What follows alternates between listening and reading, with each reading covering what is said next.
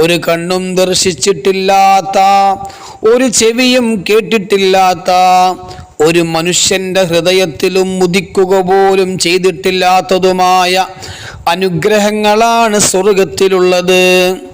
എണ്ണത്തിലും വണ്ണത്തിലും അളവിലും മാത്രമല്ല, ഗുണനിലവാരത്തിലും സ്വർഗത്തോട് സാമ്യതയോ സാദൃശ്യമോ.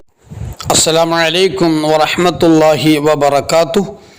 ബിസ്മില്ലാഹിർ റഹ്മാനിർ റഹീം. അൽഹംദുലില്ലാഹി റബ്ബിൽ ആലമീൻ. അസ്സലാത്തു വസ്സലാമു അലാ അഷ്റഫിൽ അംബിയാഇ വൽ മുർസലീൻ വആലി കുല്ലി വസ്വഹാബത്തി അജ്മഈൻ. അല്ലാഹുമ്മ സ്വല്ലി വസല്ലിം വബാരിക് അലാ റസൂലിക സയ്യിദിനാ മുഹമ്മദ് വഅലാ ആലി വസ്വഹാബി സയ്യിദിനാ മുഹമ്മദ്. ഏറ്റവും സ്നേഹം നിറഞ്ഞ സഹോദരിമാരെ, സഹോദരന്മാരെ, സൂറത്തുൽ മാഊനിനെ കുറിച്ചാണ് നമ്മൾ സംസാരിക്കാൻ ഉദ്ദേശിക്കുന്നത്. നമുക്കെല്ലാവർക്കും പരിചയമുള്ള ഒരു സൂറത്താണ് സൂറത്തുൽ മാഊൻ. ഈ സൂറത്തിന് പല പേരുകൾ ഉണ്ട്. സൂറത്തു അറായിത്ത, സൂറത്തു ദീൻ, സൂറത്തു തഖ്ദീബ്, സൂറത്തുൽ മാഊൻ എന്നിങ്ങനെ വ്യത്യസ്ത നാമങ്ങൾ ഈ സൂറത്തിനുണ്ട്. ഈ സൂറത്ത് മക്കിയാണ്. എന്നാൽ ഈ സൂറത്തിൻ്റെ ആദ്യ ഭാഗം മക്കിയാണ് എന്നും അവസാന പകുതി മദനിയ ആണ് എന്നും അഭിപ്രായം ഉണ്ട്. മക്കിയ മദനിയ എന്താണെന്നൊക്കെ നമ്മൾ മുമ്പ് പറഞ്ഞിട്ടുണ്ട്. അപ്പോൾ ഇൻഷാ അല്ലാഹ് നമുക്ക് ഓരോ ആയത്തുകളും ഒന്ന് വിശദീകരിക്കാം.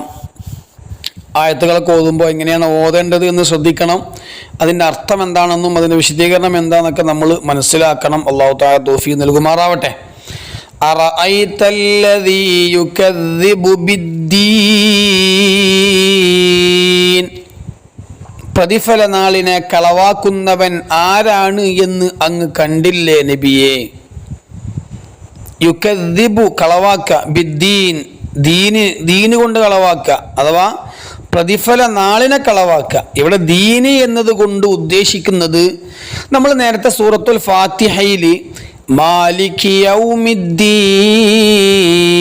എന്ന ആ സ്ഥലത്ത്, ആ പറഞ്ഞ സ്ഥലത്ത് പറഞ്ഞ അതേ അർത്ഥം തന്നെയാണ് യുകദ്ദിബു ബിദ്ദീൻ എന്നതിൻ്റെ അർത്ഥവും. പരലോകത്തെക്കുറിച്ച് ചിന്തയില്ലാത്ത ഒരാളായിരിക്കും പരലോകത്തെ കളവാക്കുക. അത്തരം ആളുകൾ, പരലോകത്തെക്കുറിച്ച് ചിന്തയില്ലാത്ത, പരലോകത്തെ കളവാക്കുന്ന ആളുകൾ ഒരു സൽക്കർമ്മവും ചെയ്യുകയില്ല. അവർക്ക് ചെയ്യേണ്ട ആവശ്യമില്ലല്ലോ. പരലോകത്തെക്കുറിച്ച് വിശ്വാസമല്ല, അതിനെക്കുറിച്ച് ചിന്തയില്ല. അതിനെ കളവാക്കുന്ന ആളുകൾ സൽക്കർമ്മം ചെയ്യേണ്ട ആവശ്യമില്ലല്ലോ. ഈ ലോകത്ത് എങ്ങനെയെങ്കിലുമൊക്കെ ഹാപ്പി ആയിട്ട് ജീവിക്കുക എന്നുള്ള ഉദ്ദേശം മാത്രമേ അവർക്ക് ഉണ്ടാവുള്ളൂ. അല്ലാഹു സുബ്ഹാനഹു വ തആല തൻ്റെ ദാസന്മാർക്ക് പ്രതിഫല സ്ഥാനമായി പരലോകത്ത് നിശ്ചയിച്ചിട്ടുണ്ട്. അതിൻ്റെ ഒരു കാരണം തന്നെ അവർക്ക് അല്ലാഹു സുബ്ഹാനഹു വ തആല നൽകാൻ ഉദ്ദേശിക്കുന്ന പ്രതിഫലത്തിന് ഇഹലോകം വിശാലമല്ല എന്നതാണ്. മറ്റൊന്ന്, നിലനിൽപ്പില്ലാത്ത ഒരു ലോകത്ത് പ്രതിഫലം നൽകുന്നതിലുപരിയായ സ്ഥാനങ്ങളാണ് അവർക്ക് അവൻ നൽകിയിട്ടുള്ളത്. അപ്പം രണ്ട് കാരണങ്ങൾ. ഒന്ന്,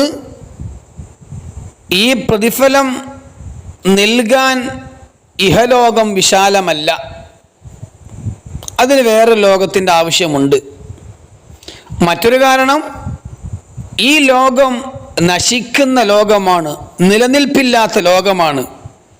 ഈ ലോകത്ത് പ്രതിഫലം നൽകുന്നതിലുപരിയായിക്കൊണ്ട വലിയ സ്ഥാനമാനങ്ങളാണ് അല്ലാഹു സുബ്ഹാനഹു വ തആല അവർക്കവിടെ നൽകുന്നത്.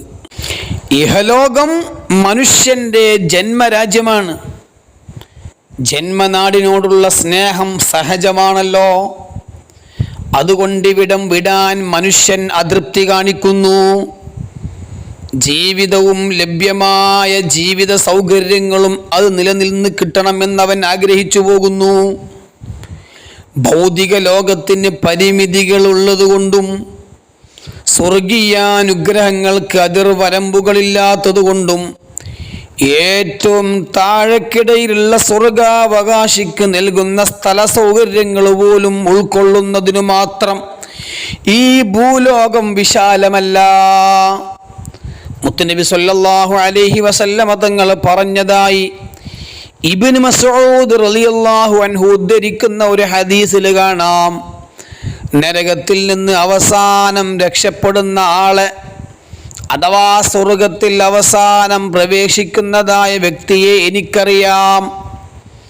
നരകത്തിൽ നിന്നും മുട്ടുകുത്തി ഇഴഞ്ഞു പുറപ്പെടുന്ന ഒരു വ്യക്തിയാണത്. അവനോട് അല്ലാഹു സുബ്ഹാനഹു വ തആല പറയും, നീ പോയി സ്വർഗത്തിൽ പ്രവേശിക്കൂ. അപ്പോൾ അവൻ സ്വർഗത്തെ സമീപിക്കും. ആ അവസരത്തിൽ സ്വർഗം ജനനിബിഡമായി അവന് തോന്നും. അതുകൊണ്ട് തന്നെ അവനങ്ങ് തിരിച്ചു വന്നുകൊണ്ട് പടച്ച റബ്ബിനോട് പറയും, പടച്ചോനെ, അത് ജനനിബിഡമായിട്ടാണ് ഞാൻ കണ്ടത്, അവിടെ ഞാൻ എങ്ങനെ താമസിക്കും? എനിക്കവിടെ താമസിക്കാനുള്ള വകുപ്പില്ല, ഭാഗ്യമില്ല എന്നാണ് എനിക്ക് തോന്നുന്നത്. അപ്പൊ വീണ്ടും അവനോട് പറയും, നീ പോയി ആ സ്വർഗത്തിൽ കടക്കൂ. വീണ്ടും ആ മനുഷ്യൻ ചെന്നു നോക്കുന്നു. അപ്പോഴും അത് ജനനിബിഡമായി നിറഞ്ഞതായി കാണുന്നു. അവൻ വീണ്ടും തിരിച്ചു വന്നുകൊണ്ട്, പടച്ചോനെ, അത് ജനനിബിഡമാണല്ലോ എന്ന് അള്ളാഹിനോട് പരാതി പറയുമ്പോൾ അള്ളാഹു അവനോട് പറയും, എടോ, നീ പോയി സ്വർഗത്തിൽ കടന്നോ. ഭൗതിക ലോകത്തിൻ്റെ 10 മടങ്ങ് അവിടെ നിനക്കുണ്ട്. ഭൗതിക ലോകത്തിൻ്റെ 10 മടങ്ങ് സ്ഥലം, സൗകര്യം അവിടെ നിനക്കുണ്ട്. അതുകൊണ്ട് നീ സ്വർഗത്തേക്ക് പോയിക്കോ. അതാണ് സ്വർഗത്തിൽ ഏറ്റവും സ്ഥാനം കുറഞ്ഞവന്. ഏത്? ദുനിയാവിൻ്റെ 10 മടങ്ങ്, ഈ ലോകത്തിൻ്റെ 10 മടങ്ങ് ലഭിക്കുന്ന ഒരു മനുഷ്യൻ, അതാണേലോ ഏറ്റവും ചെറിയ ഒരു സ്ഥാനം. ഈ ആളെ നിവസിപ്പിക്കാൻ തന്നെ ഭൂലോകം പര്യാപ്തമല്ല എങ്കിൽ ഉന്നത പദവിക്കർഹരായ വ്യക്തികളെ നിവസിപ്പിക്കാൻ ഇവിടെ എവിടെയാണിടം? പിന്നെന്തുകൊണ്ട് പരലോകത്തിൽ വിശ്വസിച്ചുകൂടാ? മാത്രമല്ല, ഇഹലോകവും ഐഹിക വസ്തുക്കളും തരം താന്നതാണ്, അത് ന്യൂനത നിറഞ്ഞതുമാണ്.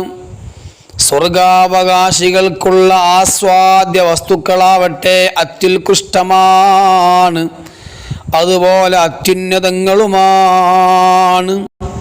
ഒരു കണ്ണും ദർശിച്ചിട്ടില്ലാത്ത, ഒരു ചെവിയും കേട്ടിട്ടില്ലാത്ത, ഒരു മനുഷ്യന്റെ ഹൃദയത്തിലും ഉദിക്കുക പോലും ചെയ്തിട്ടില്ലാത്തതുമായ അനുഗ്രഹങ്ങളാണ് സ്വർഗത്തിലുള്ളത്. എണ്ണത്തിലും വണ്ണത്തിലും അളവിലും മാത്രമല്ല, ഗുണനിലവാരത്തിലും സ്വർഗത്തോട് സാമ്യതയോ സാദൃശ്യമോ പുലർത്താൻ ഭൗതിക ലോകത്തിന് കഴിയില്ല. നാം ജീവിക്കുന്ന ഈ ഇഹലോകത്തിന് കാലപരിധിയുണ്ട്. അനന്തമായ സൗഖ്യവും അനശ്വരമായ സൗഭാഗ്യവും നൽകി വിശ്വാസികളെ ആദരിക്കുവാനാണ് അള്ളാഹുവിൻ്റെ തീരുമാനം. അതിന് ഈ നശ്വരമായ ലോകം യോഗ്യമല്ല.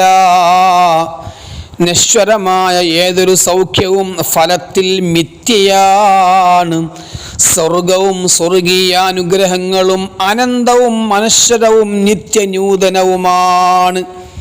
ആരെങ്കിലും തൻ്റെ കർമ്മത്തിൻ്റെ ഫലം ഭൗതിക ലോകത്ത് വെച്ചുകൊണ്ട് തന്നെ കണ്ടാൽ പരലോകത്ത് അവൻ സ്വീകാര്യനാണെന്നതിൻ്റെ തെളിവാണ്. മഹാനരായ അബൂ തുറാബ് റളിയല്ലാഹു അൻഹു പറയുന്നു, അടിമ തൻ്റെ യജമാനനു സമർപ്പിക്കുന്ന കർമ്മത്തിൽ സത്യസന്ധത പുലർത്തുന്നുണ്ടെങ്കിൽ അതിൽ ഏർപ്പെടുന്നതിൻ്റെ മുമ്പ് തന്നെ അതിൻ്റെ മാധുര്യം അവൻ അനുഭവിക്കും. അതിലവൻ ആത്മാർത്ഥത പുലർത്തിയാൽ അതിൽ ഏർപ്പെടുമ്പോൾ മാധുര്യം ആസ്വദിക്കും. ഈ വിധമുള്ള കർമ്മങ്ങൾ അള്ളാഹുവിൻ്റെ അനുഗ്രഹത്താൽ സ്വീകാര്യങ്ങളാണ്. ഇങ്ങനെ സ്വീകാര്യങ്ങളാകുന്നത് അതിൻ്റെ ഭൗതിക ഫലമാണ്. ഈ ഭൗതിക ഫലം പരലോകത്ത് അതിന് പ്രതിഫലം ലഭിക്കുമെന്നതിൻ്റെ ലക്ഷണമാണ്. ചുരുക്കത്തിൽ, ഒരാൾക്ക് തൻ്റെ താൻ അള്ളാഹുവിങ്കൽ സ്വീകാര്യനാണോ അസ്വീകാര്യനാണോ, സൗഭാഗ്യവാനാണോ നിർഭാഗ്യവാനാണോ എന്ന് മനസ്സിലാക്കണമെങ്കിൽ ഒന്ന് ആത്മപരിശോധന നടത്തിയാൽ മതി. തൻ്റെ സ്വന്തം നിലപാട് പരിശോധിച്ചാൽ തന്നെ അത് എളുപ്പം മനസ്സിലാക്കാൻ കഴിയും. അള്ളാഹു തന്നെ നിർത്തിയിട്ടുള്ളത് അനുസരണത്തിൻ്റെ വഴിയിലാണോ അനുസരണക്കേടിൻ്റെ വഴിയിലാണോ എന്ന് നോക്കണം. അതിനാൽ നാം ഏവരും അവൻ ഇഷ്ടപ്പെടുന്ന വഴിയിലൂടെ സഞ്ചരിക്കുന്നവരാകണം, അവനെ അനുസരിക്കുന്നവനാകണം. അള്ളാഹു അവനനുസരിക്കുന്ന സത്യവിശ്വാസികൾക്ക് കയ്യും കണക്കുമില്ലാതെയാണ് പ്രതിഫലം നൽകുന്നത്. ഏതായിരുന്നാലും പാരത്രിക ലോകത്തെക്കുറിച്ച് വിശ്വസിക്കൽ ഏതൊരു മുസ്ലിമിനും നിർബന്ധമാണ്. അത് സത്യമാണ്, അതിനെ ഒരിക്കലും കളവാക്കിക്കൂടാ. മനുഷ്യരെ ഏതൊരു നന്മ ചെയ്യാനും പ്രേരിപ്പിക്കുന്നത് ഈ വിശ്വാസമുള്ളത് കൊണ്ടാണ്. മനുഷ്യർ തിന്മകളിൽ നിന്ന് മാറി നിൽക്കുന്നതും ഈ വിശ്വാസം ഉള്ളത് കൊണ്ടാണ്. അപ്പോൾ അറായിത്തല്ലദീ യുകദ്ദിബു ബിദ്ദീൻ, പ്രതിഫല നാളിനെ കളവാക്കുന്നവൻ ആരാണ് എന്ന് അങ്ങ് കണ്ടില്ലേ നബിയേ? ഫദാലിക്കല്ലദീ യദ്ഉൽ യതീം,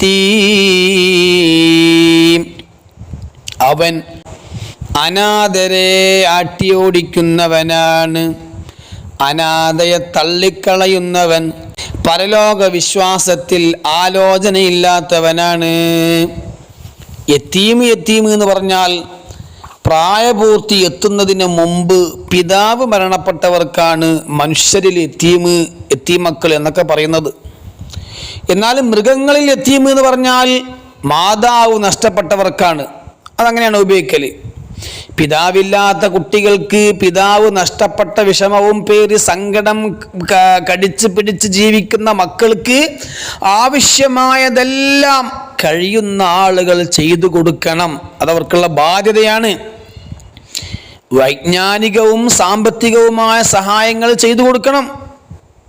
സാമ്പത്തികമായി സഹായിച്ചാൽ മാത്രം പോരാ, ഭക്ഷണം കൊടുത്താൽ മാത്രം പോരാ, പരലോക വിജയത്തിന് ആവശ്യമായ സകല അറിവുകളും പഠിപ്പിക്കണം, കർമ്മങ്ങൾ പഠിപ്പിച്ചു കൊടുക്കണം, എല്ലാ നിലക്കും അവർക്ക് സഹായ സഹകരണങ്ങൾ ചെയ്തു കൊടുക്കണം.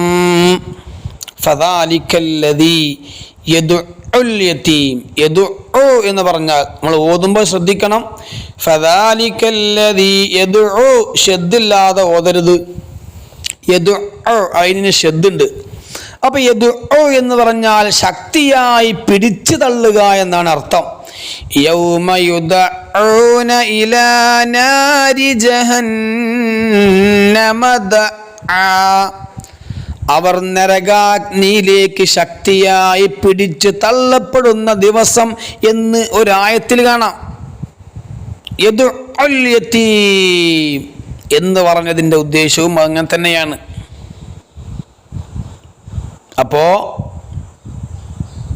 യതീമക്കളെ സംരക്ഷിക്കണം, അവരെ സഹായിക്കണം, അവരെ ആട്ടിയോടിക്കരുത്, തള്ളിക്കളയരുത്. യതീമക്കളെ ഒന്ന് തലോടൽ പോലും പുണ്യമുള്ള കാര്യമാണ്. മുത്തനബി സല്ലല്ലാഹു അലൈഹി വസല്ലമ തങ്ങൾ പറഞ്ഞില്ലേ, അന വകാഫിരുൽ യതീമി ഹകദാ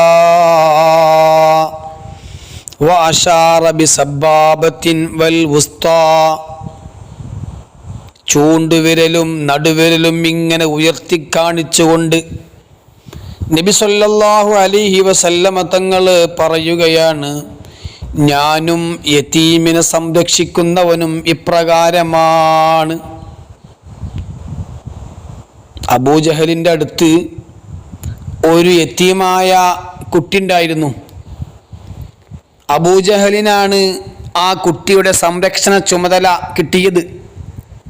എന്നാൽ അവനാണെങ്കിലോ ആ കുട്ടിയെ സംരക്ഷിക്കുന്നില്ല. ആ കുട്ടിക്ക് ആവശ്യമായ ഒരു കാര്യവും അവൻ നൽകുന്നില്ല.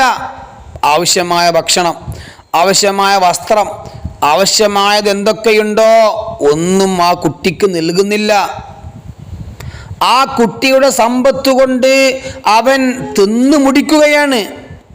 ഒരിക്കൽ അബൂജഹലിനോട് ആ കുട്ടി പറഞ്ഞു, എനിക്ക് നിങ്ങൾ കാര്യമായ ഭക്ഷണമൊന്നും തരുന്നില്ല, എൻ്റെ വസ്ത്രമൊന്ന് നിങ്ങൾ തന്നെ നോക്കൂ, കീറിയതാണ്, നീളം കുറഞ്ഞതാണ്.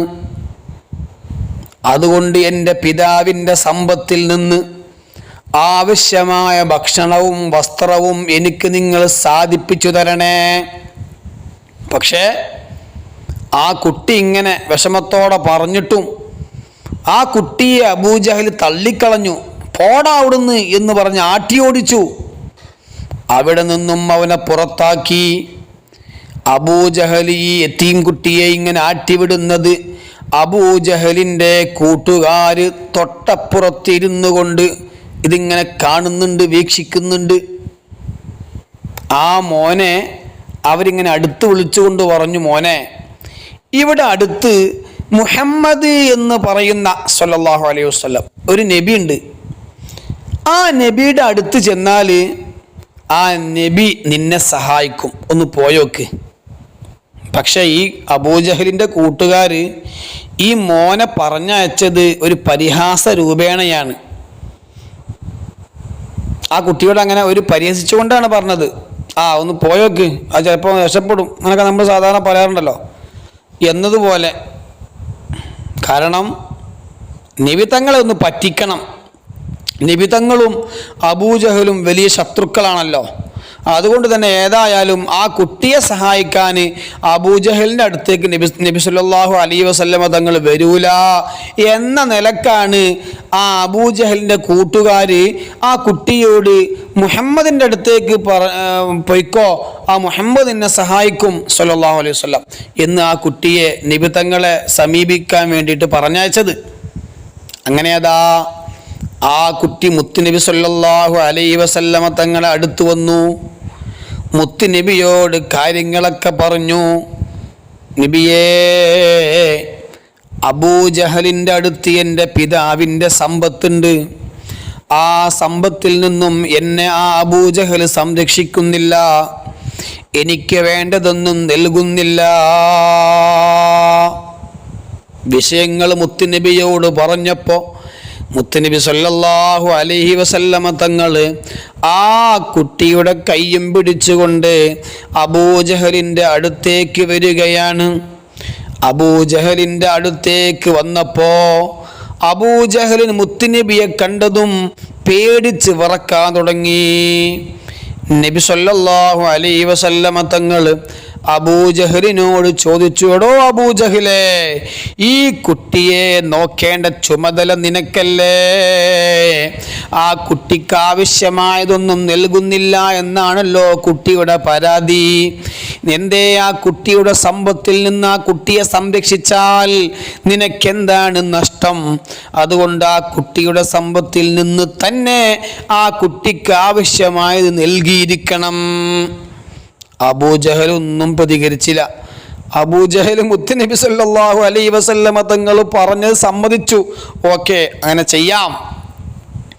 എന്നാൽ അബൂജഹലും മുത്തുനബിയും ശത്രുക്കളാണ് എന്ന് അവർ തമ്മിൽ എന്തെങ്കിലുമൊക്കെ ഒരു തല്ല് നടക്കും എന്ന് കരുതിക്കൊണ്ട് തൊട്ടപ്പുറത്ത് തന്നെ ഈ അബൂജഹലിൻ്റെ കൂട്ടുകാരിങ്ങനെ ഈ രംഗം ഇങ്ങനെ വീക്ഷിച്ചു കൊണ്ടിരിക്കുന്നുണ്ട്.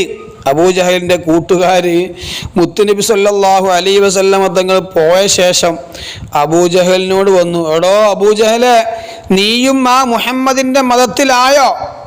നീ എന്തുകൊണ്ടാണ് ആ മുഹമ്മദ് പറഞ്ഞതെല്ലാം നീ അംഗീകരിച്ച് കൊടുത്തത്? എന്താണ് നിനക്ക് പറ്റൂല എന്ന് പറഞ്ഞ് നിനക്ക് വഴിമാറാലോ? നീ എന്താ ആ മുഹമ്മദ് സല്ലല്ലാഹു അലൈഹി വസല്ലം പറഞ്ഞത് നീ അംഗീകരിക്കാനുള്ള കാരണം എന്താണ്? എന്തു പറ്റി നിനക്ക്? ആ സമയത്ത് അബൂജഹൽ പറയാണ്, ഓ കൂട്ടുകാരെ, മുഹമ്മദ് നമ്മുടെ ശത്രുവാണെങ്കിലും മുഹമ്മദ് ഒന്ന് നേരിട്ടൊന്ന് തുറിച്ചു നോക്കിയാൽ ആരാണെങ്കിലും പേടിച്ചു പോകും കേട്ടോ. മുഹമ്മദിനെ കണ്ടപ്പോൾ ഞാൻ പേടിച്ചുപോയി, നിങ്ങളാണെങ്കിലും അങ്ങനെ തന്നെ ഉണ്ടാവുകയുള്ളൂ. നബി തങ്ങളെ കണ്ടപ്പോൾ പേടിച്ചുപോയി അബൂജഹൽ. അപ്പോൾ ഈ സൂറത്ത് തന്നെ ഇറങ്ങിയത് ഈ അബൂജഹലിൻ്റെ വിഷയത്തിലാണ് എന്നും ഒരു അഭിപ്രായം ഉണ്ട്. ഏതായിരുന്നാലും പരിശുദ്ധമായ ഖുർആനിൽ ധാരാളം ആയത്തുകളിൽ യതീമിനെ പരിഗണിക്കാൻ, യതീമിനെ സംരക്ഷിക്കാൻ, യതീമിന് വേണ്ടുന്ന കാര്യങ്ങൾ ചെയ്തു കൊടുക്കാൻ നമ്മോട് ഉണർത്തുന്നുണ്ട്. وَإِذَا حَضَرَ الْقِسْمَةَ أُولُو الْقُرْبَى وَالْيَتَامَى وَالْمَسَاكِينَ فَارْزُقُوهُم مِّنْهُ وَقُولُوا لَهُمْ قَوْلًا مَّعْرُوفًا. സ്വത്തുഭാഗം ചെയ്യുന്ന സന്ദർഭത്തിൽ മറ്റു ബന്ധുക്കളോ അനാഥകളോ അഗതികളോ ഹാജറുണ്ടായാൽ അതിൽ നിന്ന് അവർക്ക് നിങ്ങൾ വല്ലതും നൽകുകയും അവരോട് മര്യാദയുള്ള വാക്കുകൾ പറയുകയും ചെയ്യേണ്ടതാണ്. ഇന്നല്ലദീന യഅ്കുലൂന അംവാലൽ യതാമാ ളുൽമാ ഇന്നമാ യഅ്കുലൂന ഫീ ബുതൂനിഹിം നാറാ വസയസ്ലൗന സഈറാ. തീർച്ചയായും അനാഥകളുടെ സ്വത്തുക്കൾ അന്യായമായി തിന്നുന്നവർ അവരുടെ വയറുകളിൽ തിന്നു നിറക്കുന്നത് തീ മാത്രമാണ്, പിന്നീട് അവർ നരകത്തിൽ കത്തിയെരിയുന്നതുമാണ്. ആണോ? അതുകൊണ്ട് അനാഥകളുടെ സമ്പത്ത് നീ ഭക്ഷിക്കണ്ട.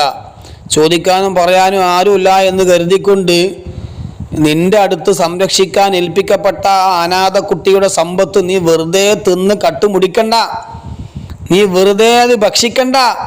നീ തിന്നുന്നത് നിനക്കൊരു ബോധം ഉണ്ടായിക്കോ, അത് അനാഥകളുടെ സ്വത്താണ് എന്നുള്ള ബോധം നിനക്ക് വേണം. അന്യായമായിക്കൊണ്ടാ തിന്നുന്നത് എന്നുള്ളൊരു ബോധം നിനക്ക് വേണം.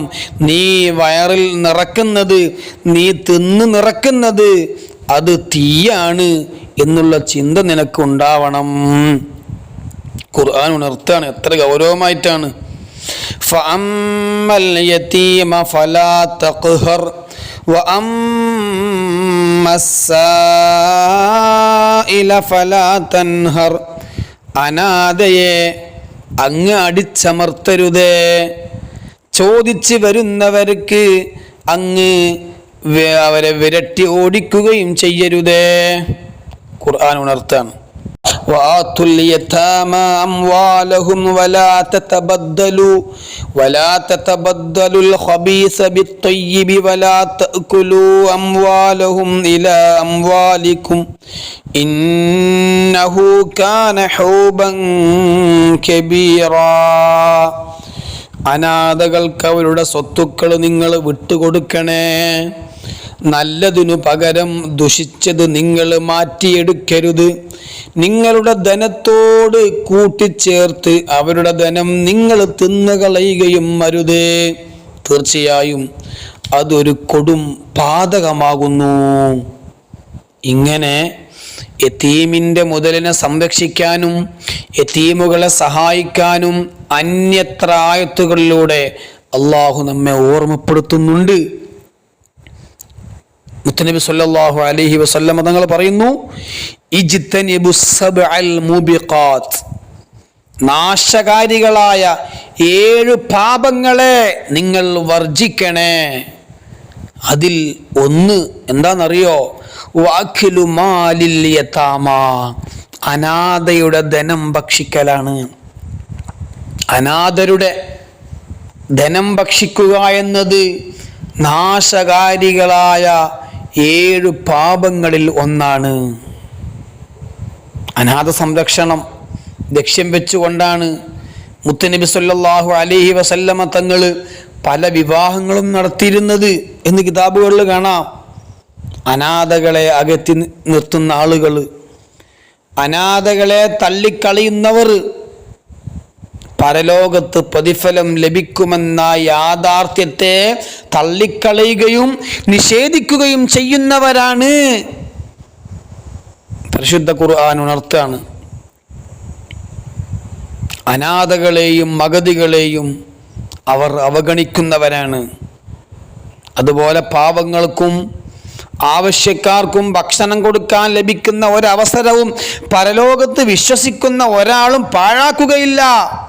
പള്ളിയിലും മദ്രസയിലും സേവനം ചെയ്യുന്ന ഉസ്താദുമാർ, അതുപോലെ തന്നെ നമ്മുടെ തൊട്ടടുത്ത വീടുകളിലുള്ള അയൽവാസികളായ കുട്ടികൾ, യാത്രക്കാരായ ആളുകൾ, ഇവർക്കെല്ലാം ഭക്ഷണം നൽകുകയും അതിന് മറ്റുള്ളവരെ പ്രേരിപ്പിക്കുകയും നമ്മൾ ചെയ്യണം. ഏറ്റവും നല്ല സ്വതക്ക ഭക്ഷണം പാകം ചെയ്ത് ഭക്ഷിപ്പിക്കലാണ് എന്നാണ് മുത്തുനബി സല്ലല്ലാഹു അലൈഹി വസല്ലമ തങ്ങൾ പഠിപ്പിച്ചത്. എന്നാൽ പരലോകത്ത് വിശ്വാസമില്ലാത്തവർ ഇതൊന്നും ചെയ്യില്ല എന്ന് മാത്രമല്ല, മറ്റുള്ളവർക്ക് നൽകുന്നത് പോലും മുടക്കുകയും ചെയ്യും. അറഅയ്തല്ലദീ യുകദ്ദിബു ബിദ്ദീൻ ഫദാലികല്ലദീ യദ്ഉൽ യതീം. പരലോകത്തെ കളവാക്കുന്നവൻ, പ്രതിഫല നാളിനെ കളവാക്കുന്നവൻ ആരാണ് എന്ന് അങ്ങ് കണ്ടില്ലേ നബിയെ? ഫദാലികല്ലദീ യദ്ഉൽ യതീം, അവൻ അനാഥയെ തള്ളിക്കളയുന്നവനാണ്. വലാ യഹുല്ലു അലാ ത്വആമിൽ മിസ്കീൻ, പാവപ്പെട്ടവൻ്റെ ഭക്ഷണ കാര്യത്തിൽ അവൻ പ്രോത്സാഹനം നടത്തുകയില്ല. ഇൻഷാ അല്ലാഹ് അതിൻ്റെ ബാക്കി അടുത്ത ക്ലാസ്സിൽ നമുക്ക് സംസാരിക്കാം. അള്ളാഹു സ്വീകരിക്കട്ടെ, അള്ളാഹു തൗഫീഖ് നൽകട്ടെ. അസ്സലാമു അലൈക്കും വറഹ്മത്തുള്ളാഹി വബറകാതുഹു.